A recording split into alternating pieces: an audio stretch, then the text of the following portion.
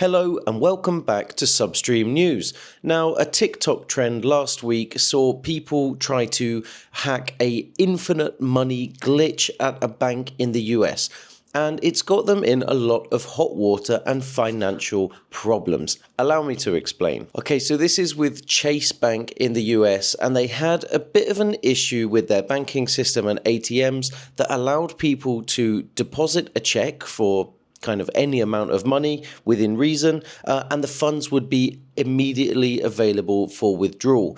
So, people were basically going to the bank, doing this, and running away with tens of thousands of dollars. Well, there's no such thing as free money. And if you think that banks would be easily parted with their money, you have another thing coming. Yes, it now looks like there are hundreds, if not thousands of people who could be facing jail time, as well as massive financial problems as a result of being, well, perhaps gullible, perhaps a bit stupid. But here's what Chase Bank said, because they fixed the glitch, and their quote was, "We are aware of this incident and it has been addressed. Regardless of what you see online, depositing a fraudulent check and withdrawing the funds from your account is fraud, plain and simple."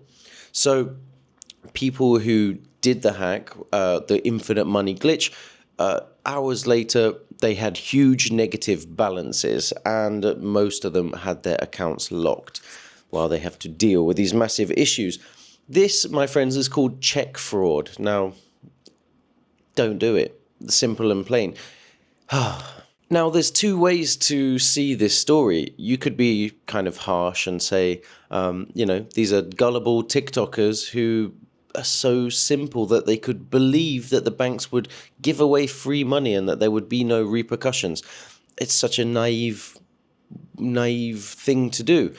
Or you could have some sympathy and say, people are so desperate that they will believe anything to get out of their situation. They may even believe in infinite money or miracle money just to get a chance at some free cash to try and improve their situation. I think it's more of the former, but there's got to be some people in the latter. And if so, I think it's sad. I actually think this story, at first it sounded funny and trendy, but in the end, it's a bit of a sad reflection on society. So I think we should move on to the next story. We've covered this before, but at some point, I'm sure all of us out there have thought, my phone is listening to me. You have a conversation with your friend about Italy, and 5 minutes later or an hour later, you start seeing targeted adverts for trips to Italy, Italian restaurants, things like that. Why is that? Well, social media platforms have always denied that they're listening to us. They say they absolutely are not listening to us. Well, they might have been caught lying. Let's see why. Okay, so Cox Media Group, or CMG, is a massive marketing partner, and they work with Facebook, Google, Amazon, and loads of the world's biggest companies. Very powerful. Well, recently they put out a new product deck, and they were boasting and trying to sell this service that basically allows them to use device microphones to listen to users and retarget ads to them. The cat's out the bag. These guys are working with Facebook, so they have active listening software that uses artificial intelligence to capture real-time intent data by listening to our conversations. That is jargon for your phone is listening to you and selling you stuff. Another quote from this deck said, "Advertisers can pair this voice data with behavioral data to target in-market consumers." So it goes even further than what you're just saying, but also what you're doing and what actions you might take. Well, they might have been a bit too candid, because straight after this incident or releasing this product deck, Google removed CMG as a member of their partners group. Meta downgraded them to a general partner and said, "Meta does not use your phone's microphone for ads, and we've been public about this for years." And Amazon said, "It has never worked with CMG on this program and has no plans to do so." I don't know who to believe. I really think my phone is listening to me, and I'm sure it is. I'm almost certain. They can tell me it's not, but the evidence is there. in the previous video when we covered this story, it turns out like, let's say all of your devices that you use on a Wi-Fi network can be used to retarget information. So you might talk about Italy and search it on another device, or there are ways that you don't realize you are encouraging the algorithms to send you information. A lot of our internet usage is quite subconscious. We're just flying through the internet. So it could be that, but I just have a sneaky suspicion that one day this will all come out, that they were listening to us and retargeting adverts all along.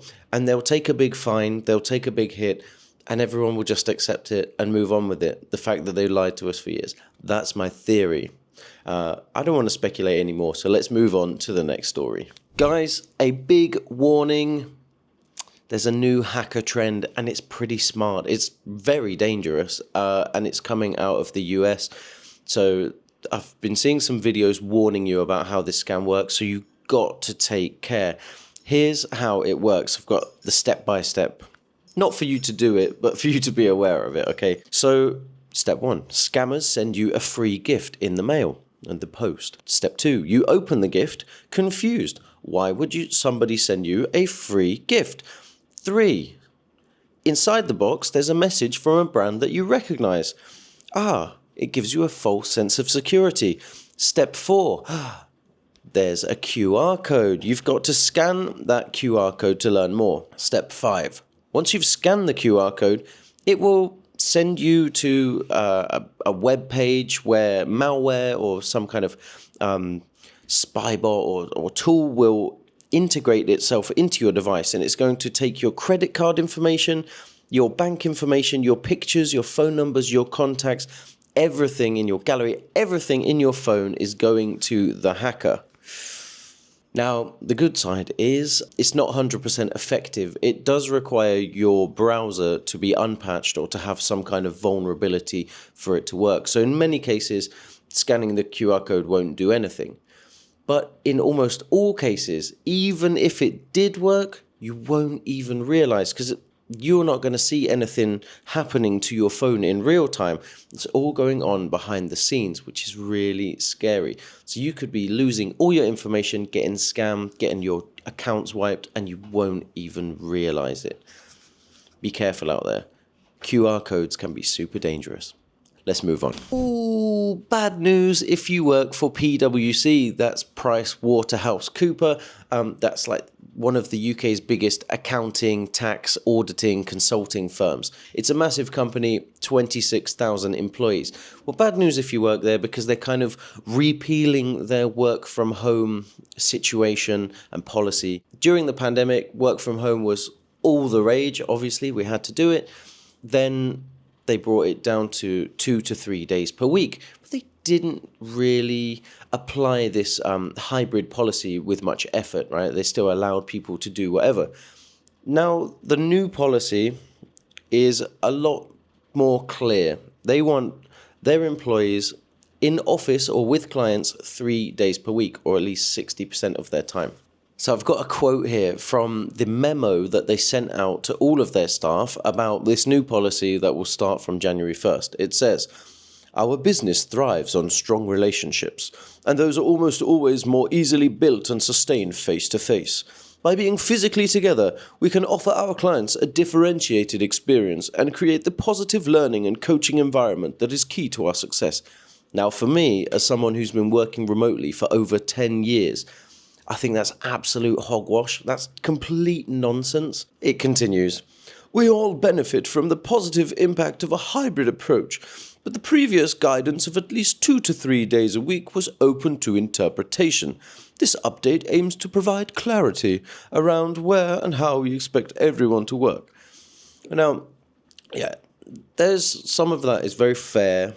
They've been quite decent. They've been patient. They've allowed things to move naturally and quite slowly.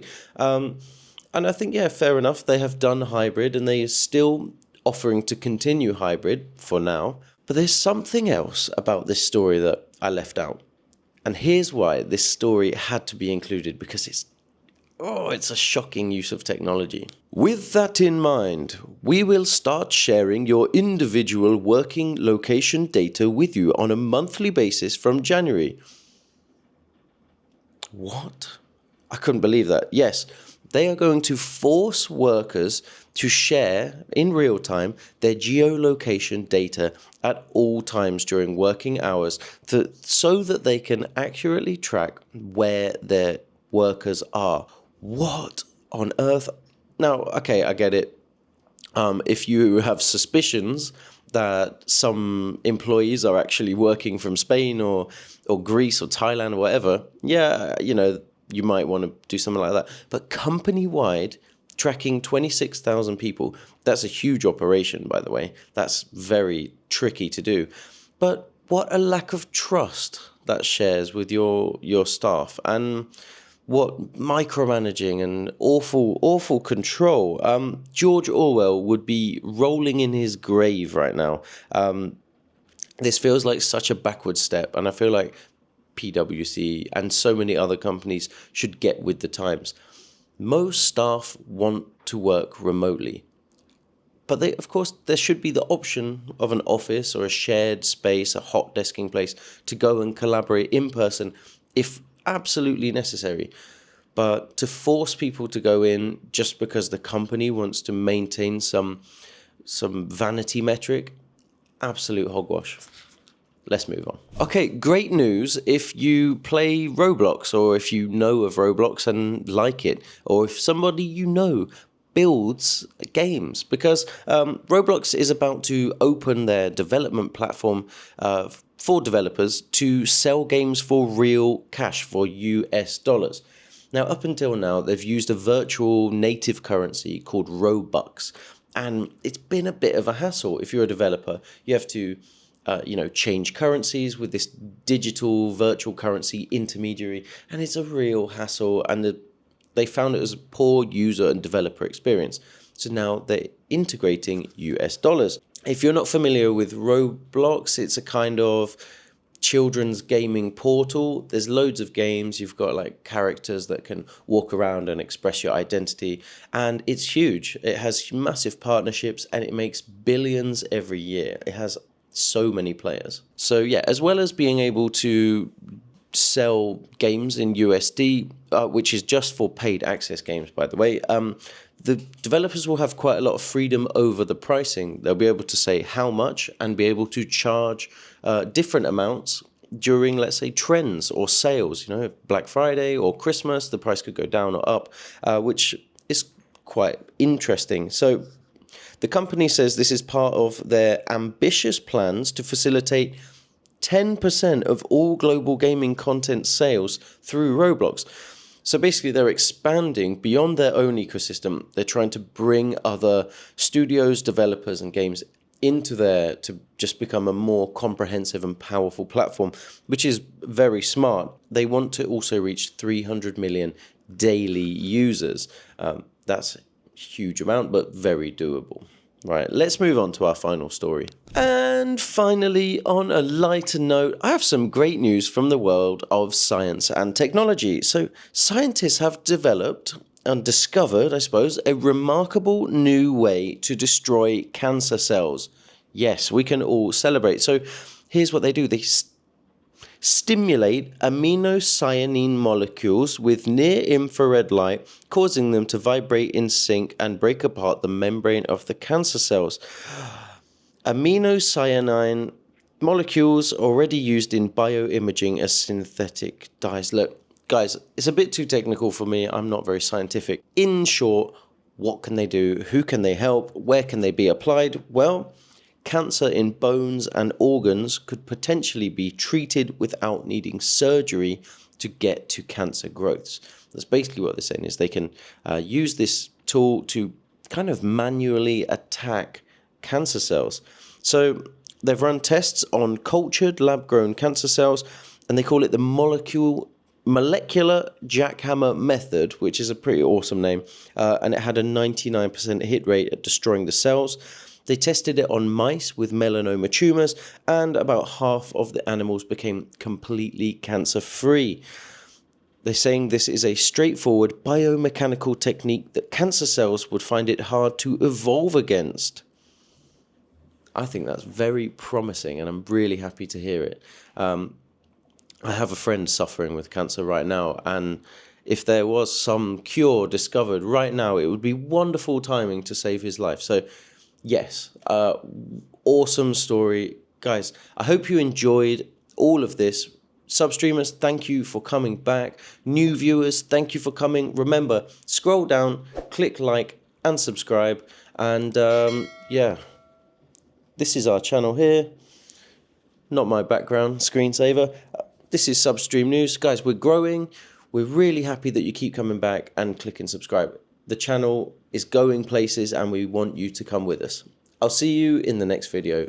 Thank you for watching.